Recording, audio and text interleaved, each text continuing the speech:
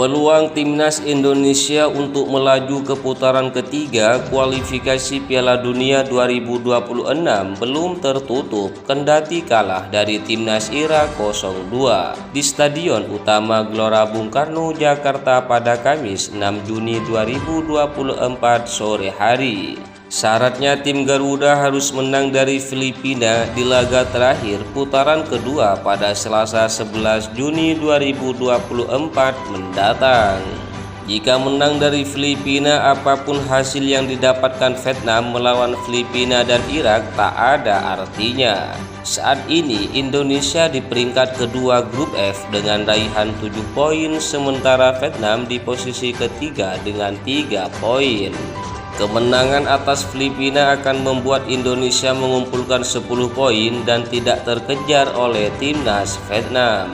Sebagai informasi, timnas Vietnam menang dramatis 3-2 atas Filipina dalam lanjutan laga grup F kualifikasi Piala Dunia 2024 di Stadion Maidin Hanoi pada Kamis 6 Juni 2024.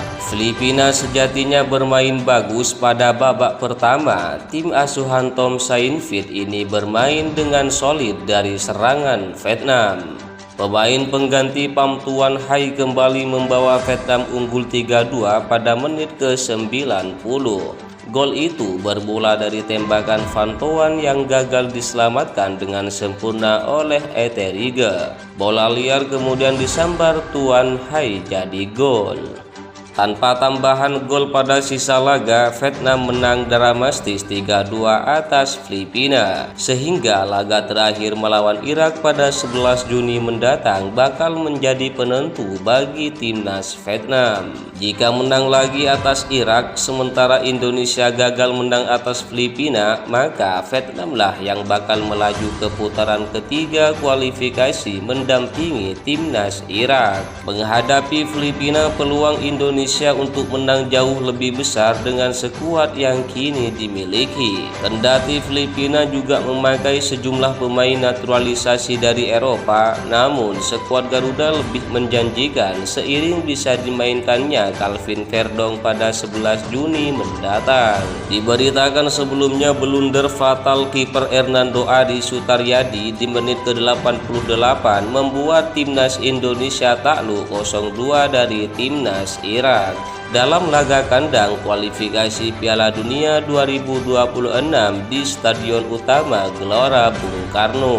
Mendapat umpan penyelamatan dari Asnawi Mangkualam yang ditekan pemain Irak, Hernando tidak menyapu bersih bola tapi justru mencoba mengecoh dua striker lawan. Apesnya dua striker Irak tidak terkecoh dan membuat Hernando Ari justru gugup. Bola berhasil direbut striker muda yaitu Ali Jassim. Striker yang mengubur mimpi timnas U23 untuk ke Olimpiade Paris tersebut balik mengecoh Hernando Ari. Setelah Hernando terjatuh, Ali Jassim menendang bola ke arah gawang dengan keras. Gelandang Ivar Jenner mencoba menutup gawang dan menghalau bola, namun ia kalah cepat lantaran tendangan Ali Jassim cukup deras. Setelah gol di menit akhir babak kedua itu, timnas Garuda mencoba membalas dengan menekan pertahanan timnas Irak.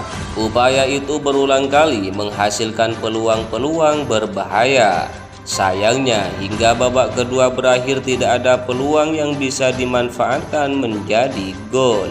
Sebelumnya timnas Indonesia dalam posisi sulit setelah tertinggal 0-1 melalui gol penalti Aimen Hussein di menit ke-54.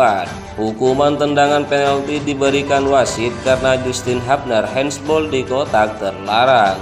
Kiper Hernando Ari sebenarnya bisa menebak tendangan Hussein ke sisi kiri gawang, namun tak bisa menepisnya.